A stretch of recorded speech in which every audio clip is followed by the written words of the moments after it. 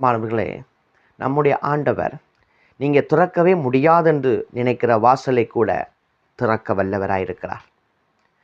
நீங்கள் இயேசுவின் மரணத்திலே ஒரு சம்பவத்தை பார்க்கலாம். பல சம்பவங்கள் நடந்தது. அதில் முக்கியமான சம்பவம், பரிசுத்த ஸ்தலத்துக்கு மகா பரிசுத்த ஸ்தலத்துக்கும் இடையில் இருந்த திரைச்சீலை மேலிருந்து கீழ் வரைக்கும் 2ஆய் கிழிந்தது.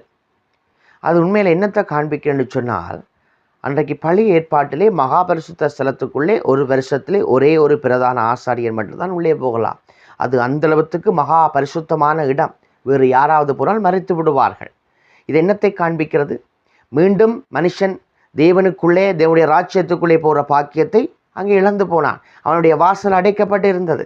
அப்படி அடைக்கப்பட்டிருக்கிற பொழுது ஒரு வழியுமில்லை மீண்டும் அவன் பரலோகத்துக்கு போவதற்கு, மீண்டும் நித்திய ஜீவனை அடைவதற்கு. ஆனால் பரலோகத்தின் தேவன் தன்னுடைய ஒரே புராண குமாரனை அனுப்பி கல்வாரி சிலுவைக்கு மூலம், அவரை பாடுகள் மரணத்தின் மூலம், அவருடைய உயிர்ப்பின் மூலம் மீண்டும் அந்த திறக்க முடியாத வாசலை உங்களுக்கு முன்னாய் திறந்து வைத்திருக்கிறார். யோசித்து பாருங்க. அன்றைக்கு அந்த திரையை கிழித்து தேவன் என்னத்தை காட்டுகிறார் என்று சொன்னால், என்னுடைய ஒரே புராண குமாரன் அடிக்கப்பட்டது நிமித்தம் அடைக்கப்பட்ட வாசல் மீண்டும் உங்களுக்காய் திறக்கப்பட்டிருக்கிறது.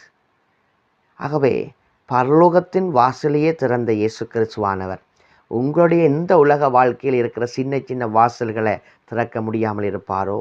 நிச்சயமாய் திறப்பார். நீங்கள் விசுவாசத்தோடே காத்திருங்கள். அங்கே தேவனால் ஆகாத காரியம் ஒன்றுமில்லை. அவர் ஒருவரும் பூட்ட முடியாதபடி திறக்கிறவரும், திறக்க முடியாதபடிக்கு பூட்டுகிறவருமாய் இருக்கிறார். கர்த்தர் தாமே உங்களை நிறைவாய் ஆசீர்வதிப்பாராக. ஆமென்.